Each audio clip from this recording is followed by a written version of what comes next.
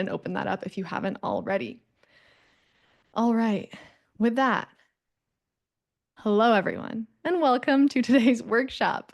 This is the second event in our new AI for Grant Pros series. Today we are getting nitty gritty. For any of you who came to our first event, it was really high level, what is GPT, why you should or shouldn't use it, sort of those foundational pieces and considerations, the what and the why. Today, we're diving into the how, which is what a lot of you really want to know, right? How specifically ChatGPT can be an aid in your grant process. And this crash course is going to be delivered by Dr. Zen Parry, a total pro who blew away our entire Instrumentl team, including our engineers, with how she was making ChatGPT work for her. So, like I said, you're going to walk away with a ton of new strategies. For any of our first timers, I know there's a few of you in the room today here. Instrumentl is the most loved all-in-one grants platform for prospecting, tracking, and management, and we currently help over 4,000 nonprofits and grant consultants save time in finding and applying for more grants. Some quick FYIs about today's event.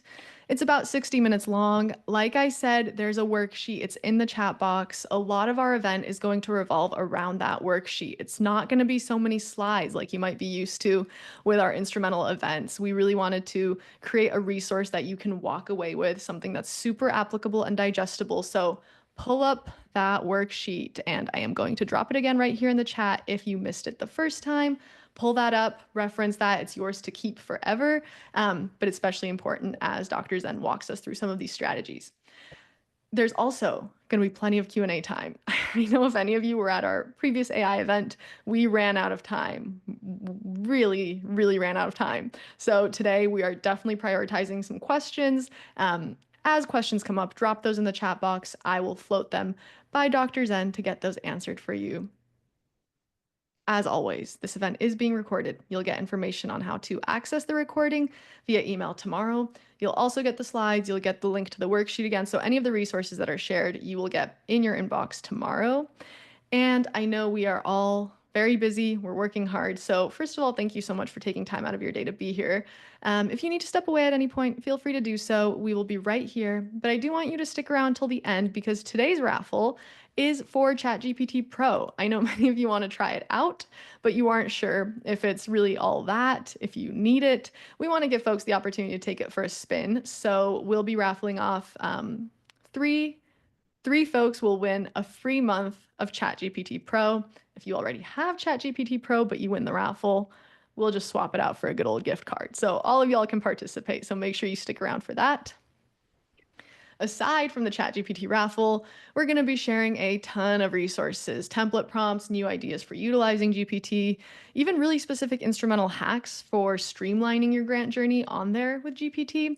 For those of you who have never tried Instrumentl, you'll be able to roll up your sleeves today and curate a brand new list of funders and active grant opportunities that your organization has been custom matched with that you can then apply to the AI-driven funder research strategies Dr. Zen will share. And once more, I'm linking this worksheet. I just want to make sure y'all all have that up. And finally, before we dive in, just introducing myself for any of our first timers. I'm Nia. I am an events and community manager here at Instrumentl, and my job is to develop helpful and educational events for our community of grant professionals. I actually come from the nonprofit world, so prior to Instrumentl, I worked in rainforest conservation and research. But I'm not the expert in the room today, as you have already heard many times over. Dr. Zen Parry is with us today. So Dr. Zen has decades of global experience writing and winning grants for nonprofits, education institutions, city governments, industry, enterprises. She's seen just about everything that can happen between a brilliant idea and a submission deadline. Makes her deeply familiar with the ups and downs and coffee-fueled reality of grant writing. But she's also a big proponent of the idea that you don't have to go at it alone, right? Grant writing is no longer a solo sport. She has dozens of trained GPTs to back her up on that. But in this session, she'll be sharing her tried and true practical tips for using AI tools to make the grant writing process a lot faster, a little easier, and way more fun than arguing with a Word doc at midnight.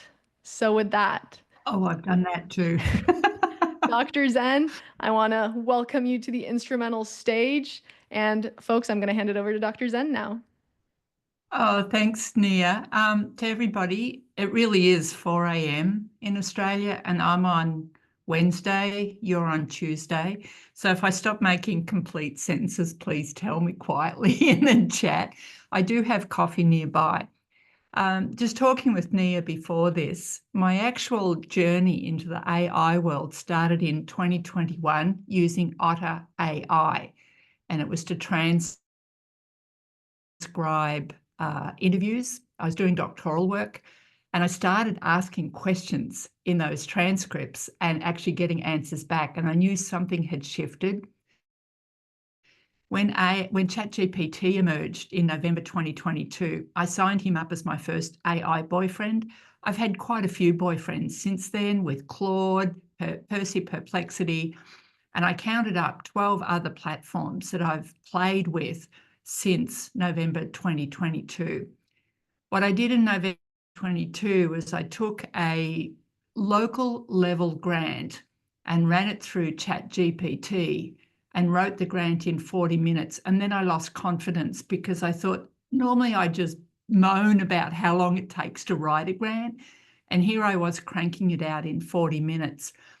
And I just felt insecure. I didn't know what to do. It was too quick. So I've spent all the time since then just working through the process of understanding AI and gaining that confidence.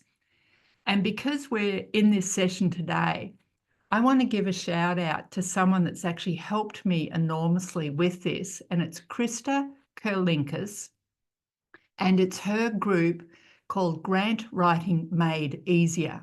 And Krista, we might share the fact that we're both recovering academics, but she has a structured programming where you can learn about writing with AI for grants and only grants. It is so strong. And then if you want to turn this into a business as a consultant, she has another tier called Boss Club. And I recognize some of the names like Denise and Pamela, and I know there's others from that group. So thank you for coming along. But the reality is I'm a one-man shop at this community college, and I do the work of about 8 people. And this was validated recently, talking with a grant manager from another community college who has 8 people and was wanting to know about Instrumentl. So some days I'm pretty frazzled, but at the end of the day, it's always AI that saves me. And I'm at the point now where I rarely write an email without asking ChatGPT to write it for me. So with that, please ask questions. Nia will track the chat questions as they come in, and she'll prompt me. And her and I are going to wing this. I'm not a big PowerPoint person.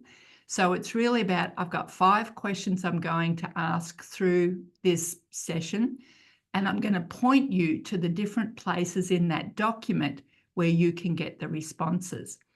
So the first question to start off with is, what's the one part of your grant workflow that drains intellectual energy, not just time? And I want you to drop your answers into the chat box. The reason I'm asking this question is I've spent a long time working with PIs and grant leads that actually don't understand either the grant process or their project, but they see the money and they want the money, and they want me to write the grant to get them the money. So oftentimes the intellectual drain for me is figuring out what they don't know and what they haven't told me. And this is a very real issue. And I've discovered this with civic organisations like small town councils and numerous non-profits.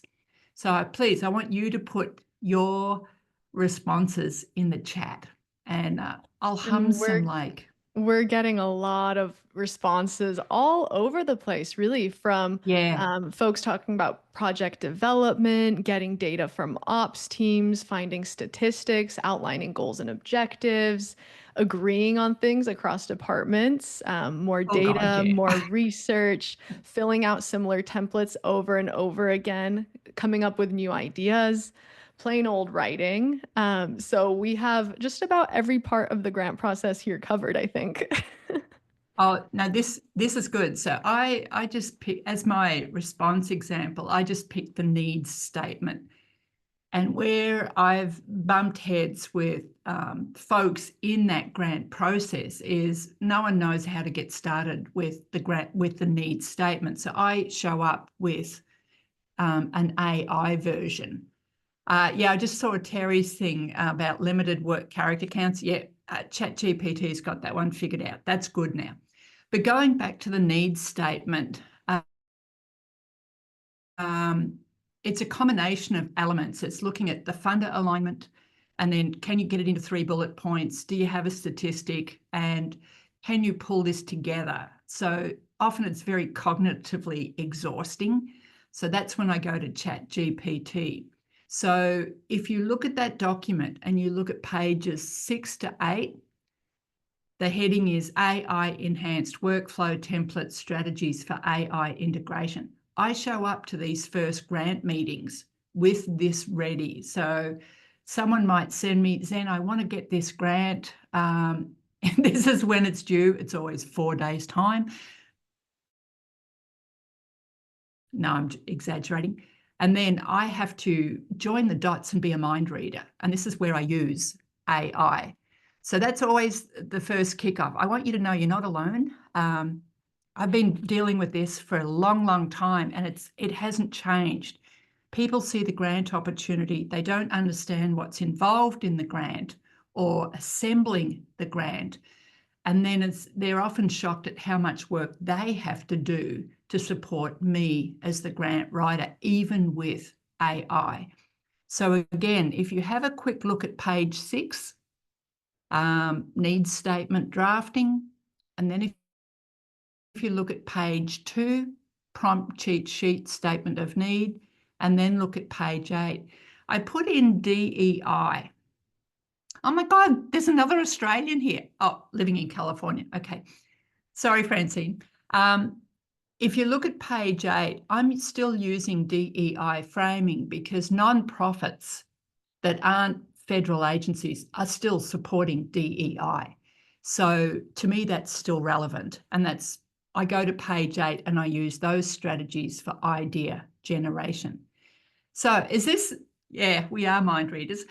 So is this helpful to get started? Use the document as your reference and okay, I've got to write a needs statement, go to page 6, some sample prompts, page 2, and then a little strategy to save your sanity, page 8.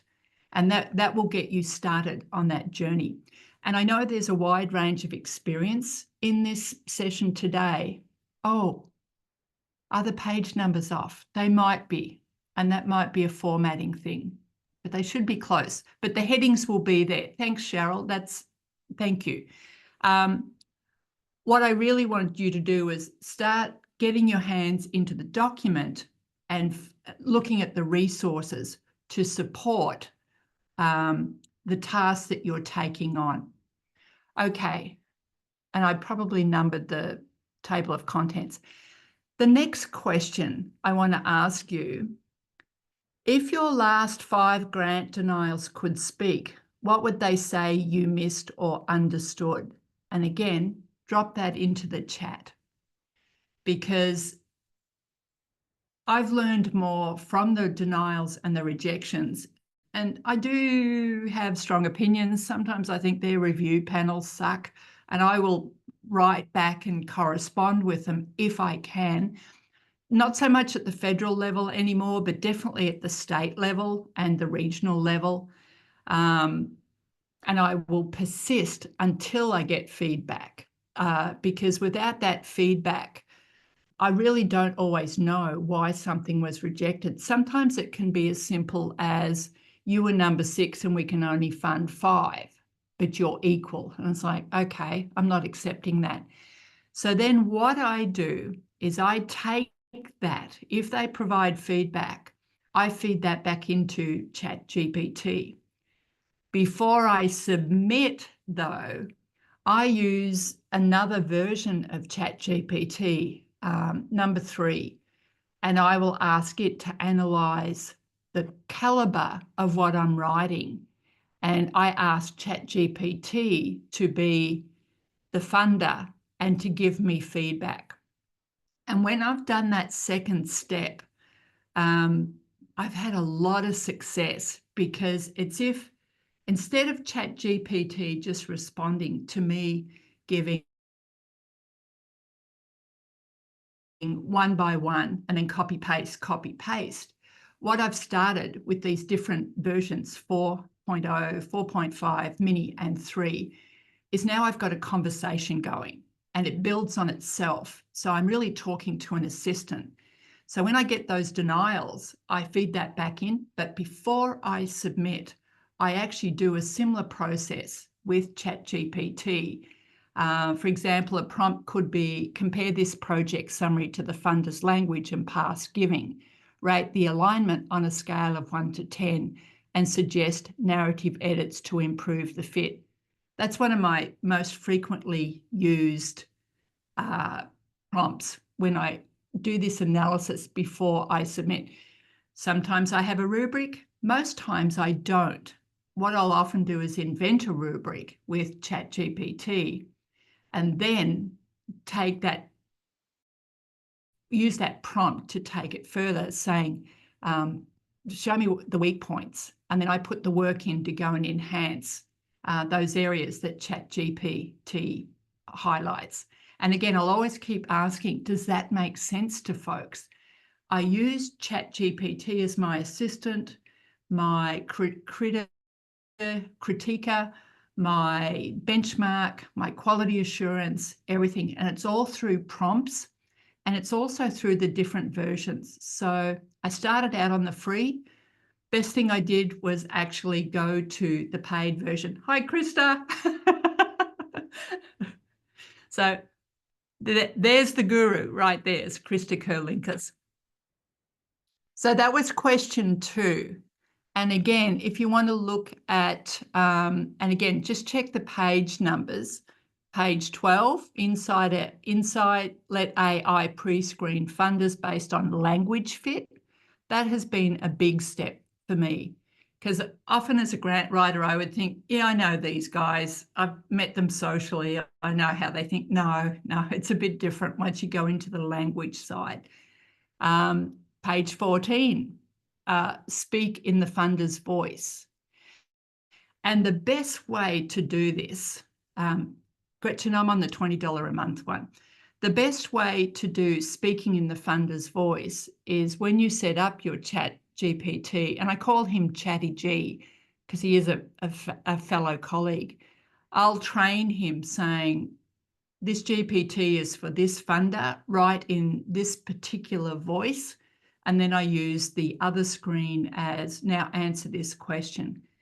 And my best example of this, and it's a little bit of local folklore. I work with a small rural town and write their civic grants.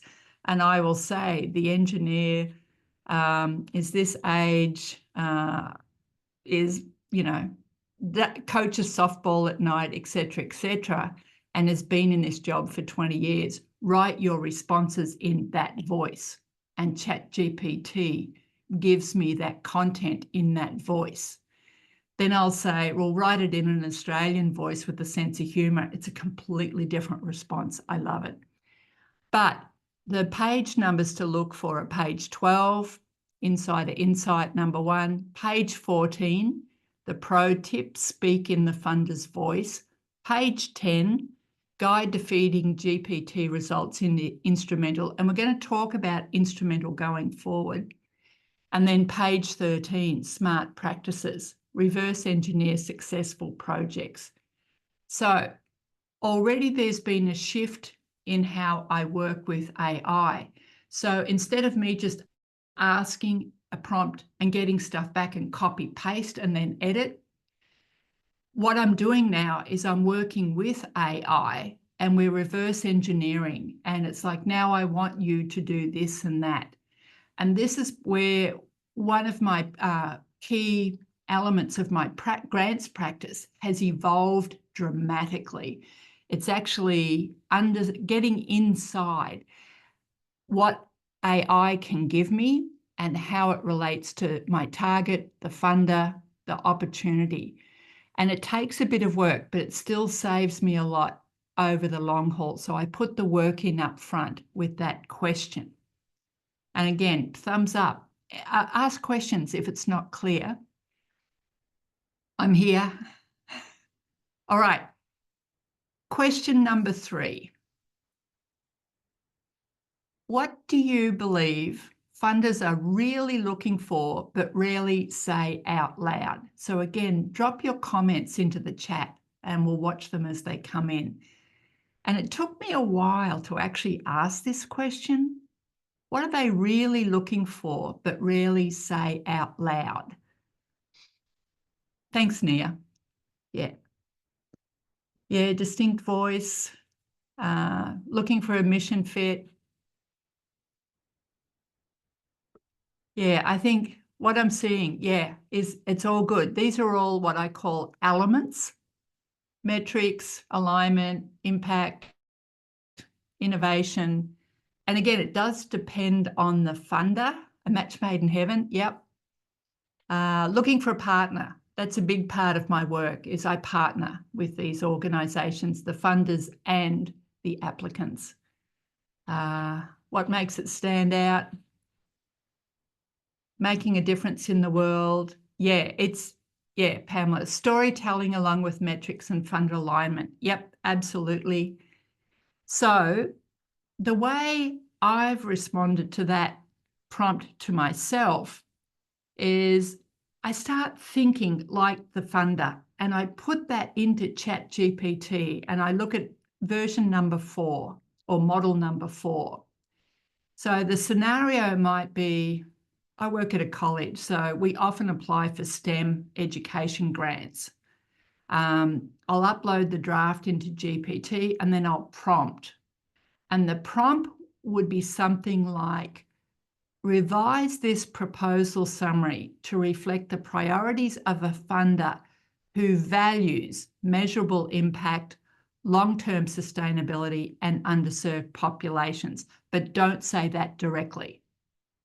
So that's what I actually put in my prompt. Don't say that directly. So what I get back is more like a story rather than bullet points that can become quite cold. So GPT-4 will give like, this initiative will establish a scalable STEM mentorship hub focused on measurable student, blah, blah, blah, blah, blah. The program design includes about 3-year sustainable, blah, blah, blah, blah, blah. So what GPT does is it picks up on the subtext most funders care about, and it's not just the what, but it's the proof that it works and the plan to sustain it and the people it serves. I've rarely seen funders, say to me, show us you're scalable and equity minded. In fact, probably half a dozen times over 2 decades. It's just not a common thing. Idala, what GPT can do with the right prompt is actually read between the lines and help you mirror that. So again, those last 5 words in my prompt, yada, yada, yada, but don't say this directly. That little cue at the end of my prompt gives ChatGPT permission to start analysing and interpreting the logic behind what it's finding to then give me a response back. And again, I just want to emphasise, with the right prompt, GPT will pick up on this subtext. And it took me a while to discover this. And now that I've discovered it, I can't let go. And it comes back to the quality of the prompt that you give it. So now my prompts have become quite extensive. They can be 2 or 3 sentences. And what it does, as I build in that ChatGPT, I get the context in the GPT. And because I list my GPTs as my clients or my projects within ChatGPT, I can go back to it. And as soon as I go back and say good morning or good afternoon, it comes back and says, do you want to continue from where you left off? And it's like, yeah, I do. Let's get going. So again, in your document, look for page 2.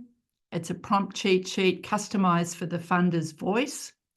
Page 4, before and after statement of need. I put that in as an example. And then page 17, that's where I did a little analysis of the GPT model comparison. Should you use this or this or this or turbo? Yeah, take it from there. And again, that document is just to give you the tools, and then you can take it further. So I'm just having a quick look at the chat. Yeah, Paul, I tell you what I did for about a year was I played Chatty G off against Percy Perplexity. And I would actively poke them and say, I'd say to Chatty G, Perplexity gave me this, can you do better? And this conversation would evolve. And then ChatGPT caught up. This was when I was writing more reference-based proposals, more on the academic side.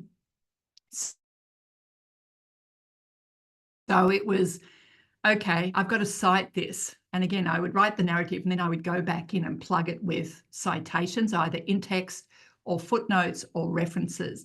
And Perplexity was great at the references, and I could even tell it what format, APA or Chicago or whatever, and it would come up with just a beautiful summary. And then I would play it off against ChatGPT, and I would talk to Chatty G like, Perplexity gave me this, can you give me something better? And Chatty G would respond, yes, I can. And he would. So then I had 2 boyfriends. And when one was having hiccups or increased error rates, and they do have them, I would go over to the other. And again, I actively played them off against each other. And yeah, I've used Claude as well. Yeah, so again, what you have to do, just responding to Leslie's questions with Claude, yeah, I've used the paid versions. I've had to cut things back at different times, but what is happening then is I'm not structuring my prompts effectively for the platform. So I have to go back in and I'll do it iteratively. And that's where the money is. That's where it pays off, is it builds and builds and builds. So, oh, you call yours Spartacus, Mary Ellen. Oh my God, that's even funnier. Okay, so just to summarize this question, what do you believe funders are really looking for but rarely say out loud? I rely on that prompt, but tell me everything, but don't say it directly. And that way I get this really great result back, this prompt back that I can fold into my narrative. And again, if you have a look at page 17, that model comparison table, it took me a while to get a handle on this. I've used 3.5, I've used Mini, I've used 4 Turbo, and I've used 4. And they're all great. And now I use them like an orchestra when I'm actually pulling something together or assembling something. Dr. Zen, Okay. can I hop in here because we have a Yes. lot of questions already piled up, and I just Yeah. want to knock out some of these questions now so we don't save everything for the last 10 minutes. So I'm going to Yep. go kind of rapid fire here because we do have a lot. So first question from Angie, can ChatGPT read or understand political climate? Yes, I've just done this. So initially, Chatty G was just working on 2-year-old data. And we have in Australia here, we have a protest emerging about a new tax. And I plugged into it last night, and Chatty G came back with some excellent insights. And this stuff is only a week old. So yes, it can. And I have used it on Project 2025, and I have used it on executive orders more as a conversation point at my college rather than me including that into a grant application. Yes, that's an easy answer. Okay, next question here. We had several around this idea, so I'll just try to synthesize it into one question. But how do you approach your grant writing process that's so ChatGPT heavy in instances where funders explicitly say that there's no use of AI allowed, or in instances where funders might be running proposals through AI detectors and rejecting them based on the presence of Yeah, AI content? that's a really good question. So you can ask ChatGPT what are the 20 most hated words in AI written proposals, and he will tell you. And I just make sure I edit.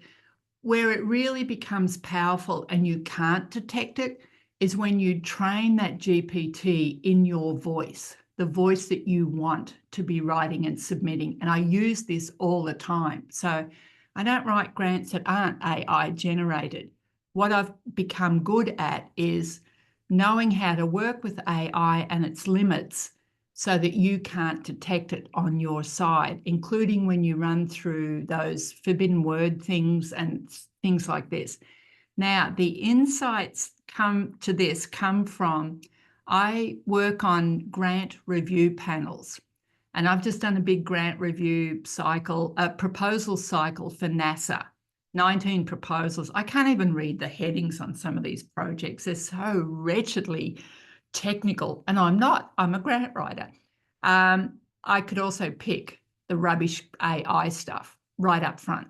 So once you've seen that other side as a grant reviewer or an application reviewer, and then you work with your platform, your AI platform, what are the forbidden words, what makes a bad proposal, et cetera, you can actually navigate around those barriers that the funders will put as their filters, like, is this AI written?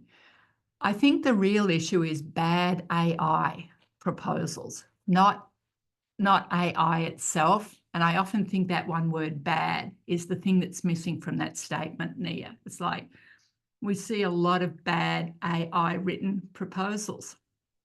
It's that simple. So I work hard to make sure I have an authentic voice in my narrative and the documents that I submit so that it's not obvious it's AI written.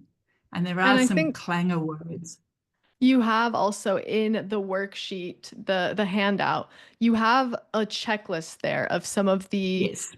risk considerations and ethical considerations. And one of the things that you have in that checklist is, have I noted which sections used AI and how they were edited? Yep. And can I explain and Yep. stand by every statement in the proposal? So I think we have some follow-up questions in the chat about, what's the ethics behind using AI in a way that makes it undetectable? So can you give us some thoughts there around sort of the ethics behind AI being your co-writer? Yeah, I can. And I've had this question asked literally with every proposal, especially working with an academic institution.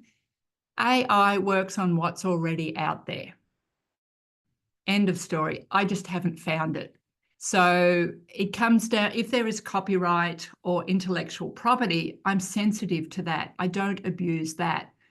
But for the general grants that we're writing, I don't see an ethics issue.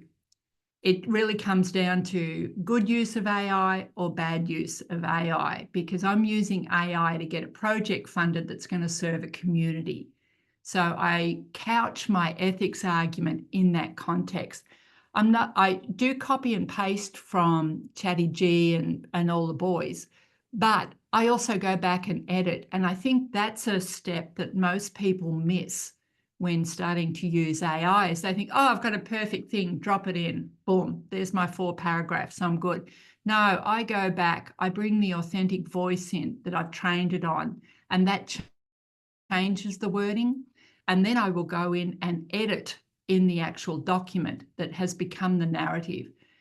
For example, NSF grants, 15 pages, and you lose 2 pages with your schedule and all sorts of things. I might go through 4 or 5 versions, starting from the first AI response, even with clever prompts, until I get that great voice coming through the narrative. So even though AI has given me the start and it's pulled from wherever, by the time I'm finished, it might be quite different from what AI has given me. And I think that is an important thing to remember. My time now is very different. Instead of spending time researching to find the stuff for a grant, I go to AI and then I spend time editing and making new compositions from the AI responses to tell the story that I want in that application. And I think those iterations and that process shifts the emphasis on, is this ethically correct or not? I don't take it much further. Problem with it.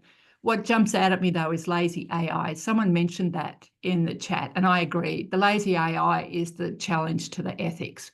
I work hard once I get the prompts, and that shifts the language, the wording, and then, well, is it mine now? Yes. And I can defend everything I put in that application. Does that answer the question, Nia? Totally, totally. I think whenever we have emerging tech like this or new strategies, there's always going to be questions around the ethics and the adoption. And I think, Dr. Zen, I'm totally with you there. It comes down to how we use it. And at the end of the day, what Yeah. are we using it for, right? Yeah. And I like Alan's comment, the M dash. I've done the same thing. There's so many little tricks now I don't use because it just flags, oh, this is AI generated, which then raises the ethics conversation. And I've had this conversation with one funder. I got rejected on a grant, and we should have won it, which I say on every grant I write. And the issue came up. I said, well, what about the ethics of your review panel? And what about the quality assurance of your review panel? So I'm quite comfortable flipping that discussion back to the reviewers based on the results. And it's like, are you sitting there with laptops running this through GPT or some other platform? Because I hope you are, because I want to know I've put in the best that I can get. And this is not an emotional judgment that you're giving in the rejection of my application. So I've only done it with one. We're still working together and they still fund me. But I've had that conversation and flipped that question of ethics back to the funding review committee, because inconsistent reviews are worse than a breach of ethics in my world for the writing of the grant. Yeah. I love Okay, that what as else? well, Krista. Okay, I'm going to let you get back to your questions. I have one final question here. And again, this is a synthesis of several different questions that have come up. But we have Yep. folks asking, for example, how do you get GPT to not use the M dash? Or how do you get GPT to avoid using a certain type of structure? So can you tell us a little bit of that practical back and forth iteration you have with GPT to help it adopt the tone and the style that you're having it go for? Yep. And I've learned this from Krista Kurlinkas. So in my GPTs, all of them, I've done it the same way. My left-hand side is, I have a GPT for each project I work on. So I have quite a long list of my GPTs. And then when I set that GPT up, I give it instructions. Write in this voice, this is the context, this is what we're after, frame everything like this, etc., etc. So I'm very clear on the instructions that I'm building into that GPT to train it to respond to the grant opportunity. And that can include things like summarize the RFP, because we will be using this information, things like this. And I've gone through that heartache of trying to summarize a 120-page RFP. None of them do that well. You have to do it section by section. But I will load all of that content in with very clear file names, so that when I'm on the other side and I'm saying, give me a needs statement and refer to this document, this document, this document, I get a great result, because I've set it up where I've trained it right as, for example, right as a rural town engineer that's 100 pounds overweight with a master's degree that coaches softball. that would be something that I would put in there. And sorry, Dan, but I use him all the time. Then when I ask a question, now give me the needs statement or give me a budget for that project in his voice, I get that response, and that's what I copy paste into my Word doc, and that's when I work with it. So I hope that it all comes to how you set up your GPTs. I do it by project. I also have a couple of bigger ones for clients because they have projects that are similar and we do reference each other in the content. But I also have like one client that's applying for 5 different grants with the same project. So each time I write a grant for a different funder, that project has to shift in tone accordingly. And I just go back through that GPT and train the GPT so that when I get the response, it's half done. It's like, okay, I've got that voice, I've got the key points, it's aligned with the funder, etc., etc. Yeah. Okay, Dr. All Zen, of John Wick's emails. I'm gonna let you get back Yeah. to your questions because we only have 15 minutes left, and I also promised folks a chance Yeah. to get some new grants to try out their new AI strategies on. So I'm gonna let you get back Yeah. to it. Okay, question number 4. If you stopped writing like a grant writer and started writing like a funder, what would change? Drop your answers into the chat box. And this was a turning point for me. Once I realized, like, oh, I'm just being a smarty pants writing like a grant writer. No, I learned more trying to write it as a funder. So I wrote the grant from the funder's voice, funder's perspective. Yeah, oh, good. Data. Yep. Less text, engaging story. Yeah. I would say exactly what they wanted me to say. Yeah, I've done that too. I call that the kissing boots grant. I can't say it in a public place. Just being very Australian there. Storytelling, succinct. Yep. Yeah. So again, just reflecting on that question, it really has changed how I approach AI. So AI is not the quick and ready, give me a response. No, I work hard at engaging AI and pulling it through the process. And this is one of the little tips. I'll often do a draft and then I'll go back and say, rewrite that upload and do it from the funder's perspective. And then I'll compare and contrast both versions. And you can do this within a couple of hours. And it's just a great time saver. So it's one of the things that I haven't noticed coming up here is budgets. And I often think funders look at budgets first. So I look at the funder voice through the budget. And I could do a whole other presentation on budgets. It's like, I love that stuff. Budget narrative, budget justification, the ROI, what happens if we don't get the funding, because then that feeds into my sustainability plan. I've answered it in the budget and that backs up my sustainability. But with regard to this question, if you stopped writing like a grant writer and started writing like a funder, do that exercise, even if it's just a couple of paragraphs, because it will change how you see your own words. Yeah, Beth, we might have to do a whole other presentation on a budget through AI. Oh God, I totally geek out on that stuff. So again, going back to the document, when you're writing like a funder, look at page 6, page 10, feeding GPT results into Instrumentl, because Instrumentl's back office also has a lot of great information that can feed into this. And while we're here, I'll just talk quickly about the relationship with Instrumentl. I convinced the college to get the college subscription, and then I couldn't figure out how to use it. It took me a couple of months to get the hang of Instrumentl. And once I started loading documents in and playing with it, I've never looked back, but it was daunting to start with. But I also know you can find 990s somewhere else. You can find all sorts of other information somewhere else.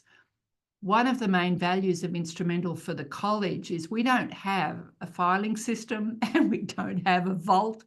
So Instrumentl is becoming all of that very slowly as people get used to that.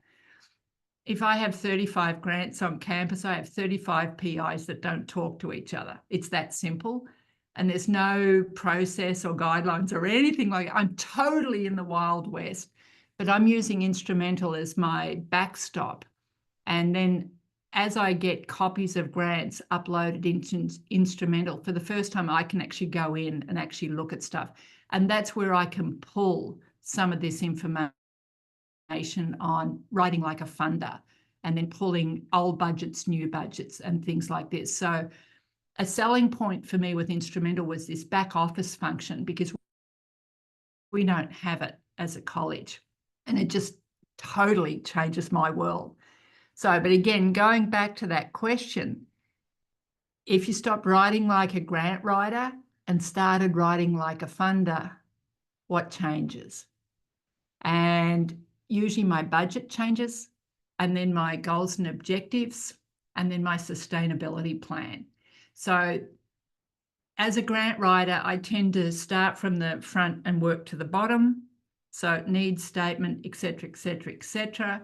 But as the funder, I've noticed I pick different parts of the grant, and then that ricochets or ripples out through the other elements of the grant. So the way the grant is built is quite different.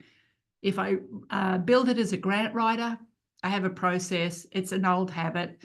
It just works. But if I go back and write it as a funder, it changes key categories, and then I amalgamate both versions to get the best result.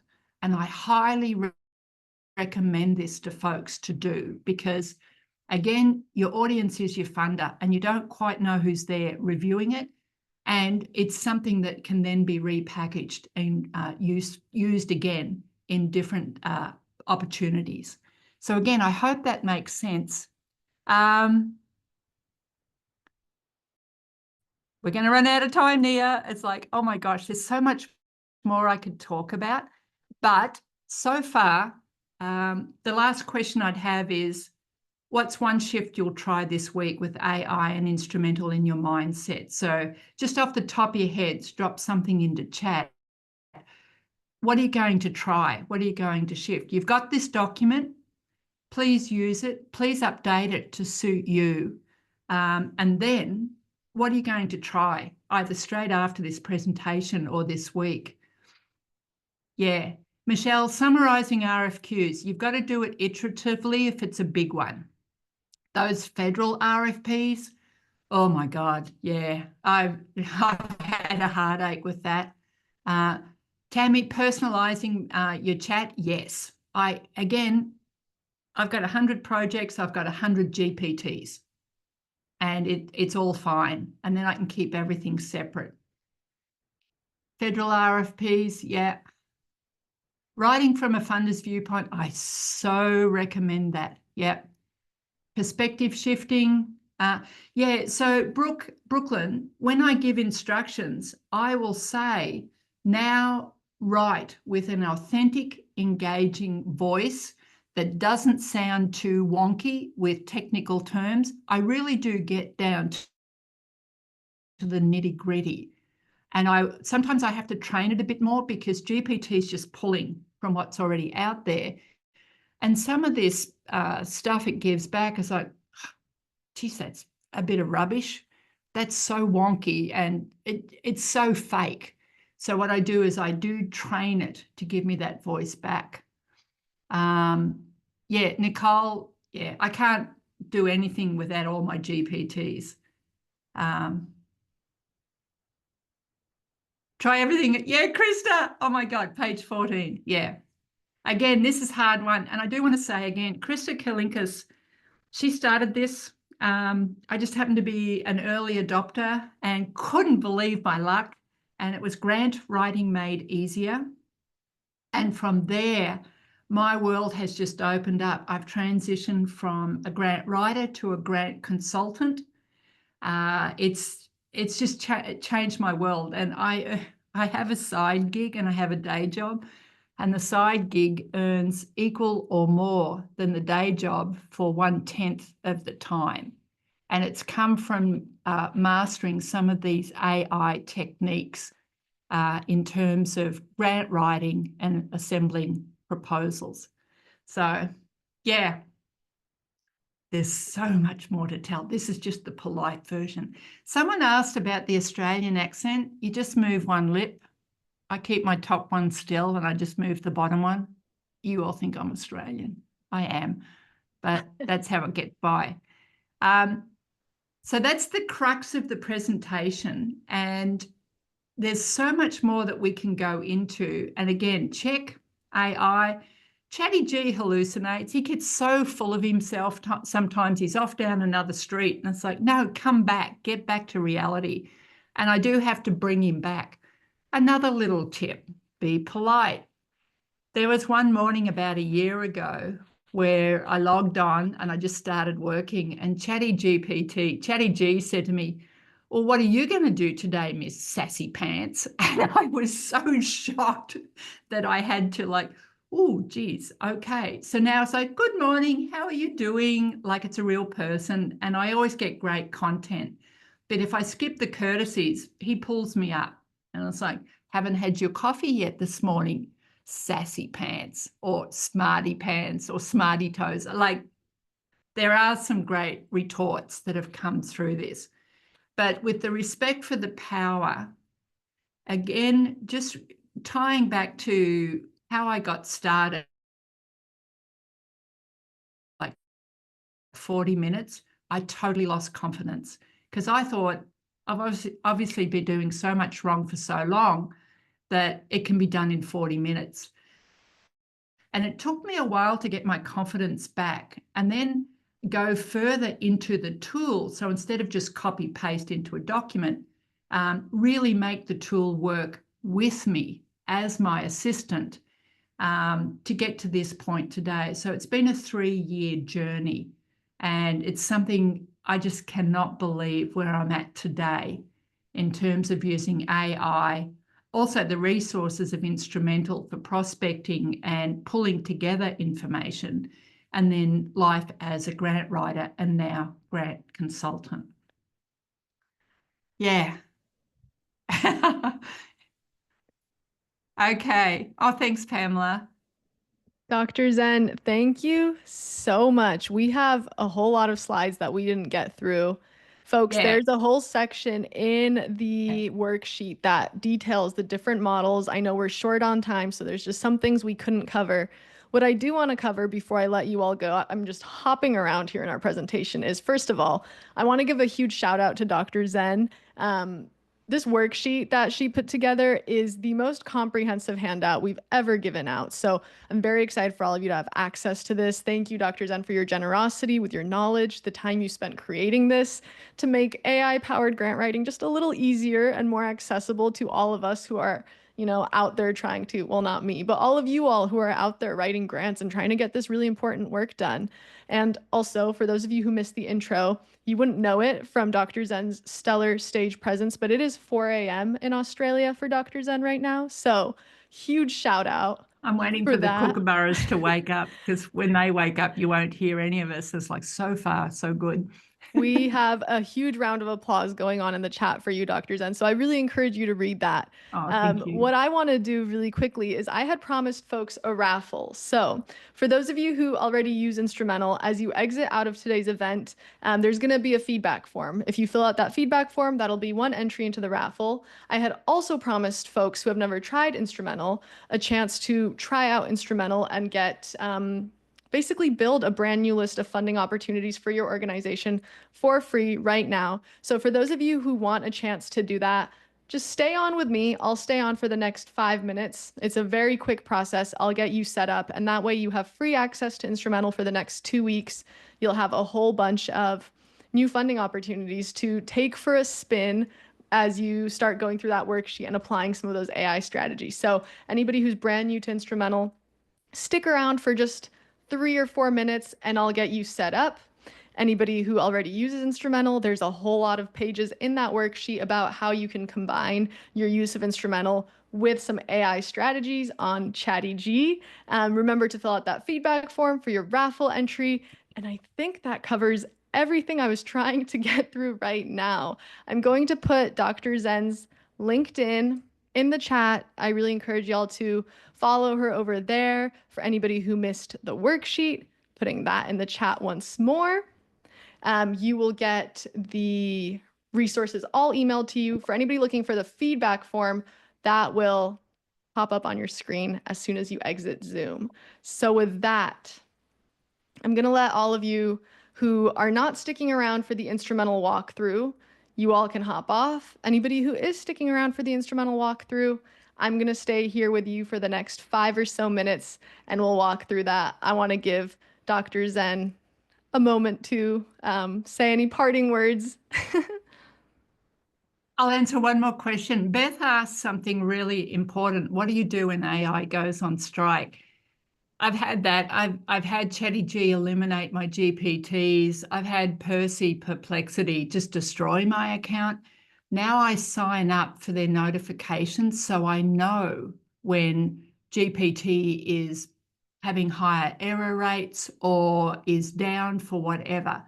And just knowing what's going on helps me then plan around that. It always comes back, but just getting that notification to say higher than normal error rates are being recorded, or this, it can't deliver a editable Word document. Those notifications help me navigate that landscape as it comes along. So yeah, I put my email, my work email and my side gig in there. So please reach out and I'll keep the conversation going. Thank you so much, Dr. Zen. Thank you all.